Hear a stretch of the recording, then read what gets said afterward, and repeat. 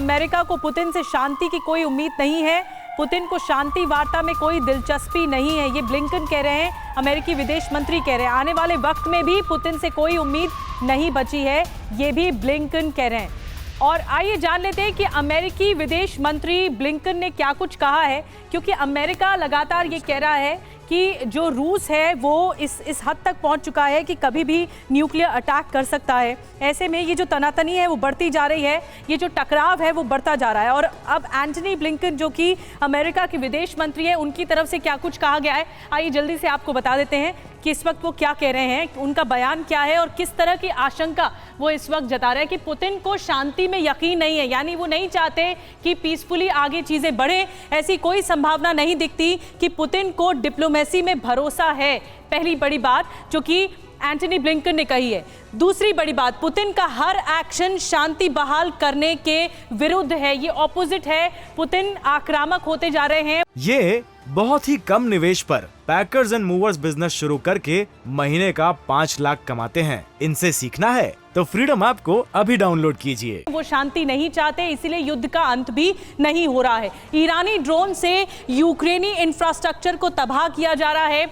America सीधा खुलकर कह रहा है कि ईरान मददगार है रूस का, लेकिन ईरान इसको खारिज करता रहा है। वॉर में ईरान की सीधी मौजूदगी बेहद खतरनाक है। कैमिकाज़े ड्रोन्स जो कि शाहिद 136 और इन तरह के ड्रोन्स का मदद देना रूस को, इसी पर ही सवाल उठाएं। हम शांति की किसी भी पहल के साथ खड़े हैं, लेकिन शांति दिखाई नहीं देती। मैं रुक करूंगी कर्नल यूएस राठौर साहब का। कर्नल राठौर, आपको क्या लगता है कि जो अमेरिका इस वक्त आशंका जता रहा है, अमेरिका के विदेश मंत्री कह रहे हैं कि ऐसा लगता नहीं है कि पुतिन शांत होंगे और शांति की कोई अपील भी आगे करेंगे, तो इसका मतलब युद्ध तो फिर लंबा खिंचने वाला है। जो अभी युद्ध भूमि में हालात हैं उससे ये स्पष्ट जाहिर होता है कि युद्ध खिंचेगा। रशियन फोर्सेस खेरसॉन को खाली कर रही हैं, नीपर नदी के वो पूर्वी मुहाने की तरफ जा रही हैं और उन्होंने मन बना लिया है कि इस सर्दियों तक हम इस युद्ध को खींचेंगे। तो ये तो युद्ध का पहलू रहा है।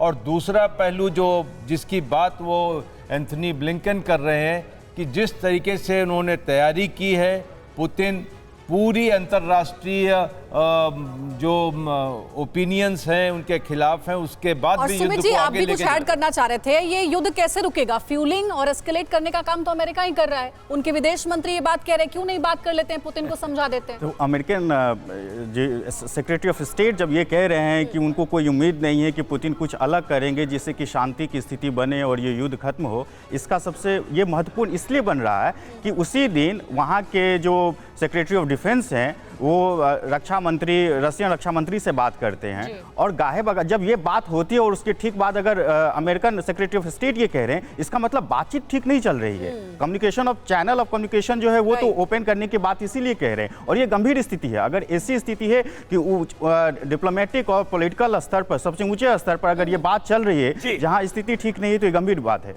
ये बहुत ही कम निवेश पर पैकर्स एंड मूवर्स बिजनेस शुरू करके महीने का 5 लाख कमाते हैं। इनसे सीखना है तो फ्रीडम ऐप को अभी डाउनलोड कीजिए।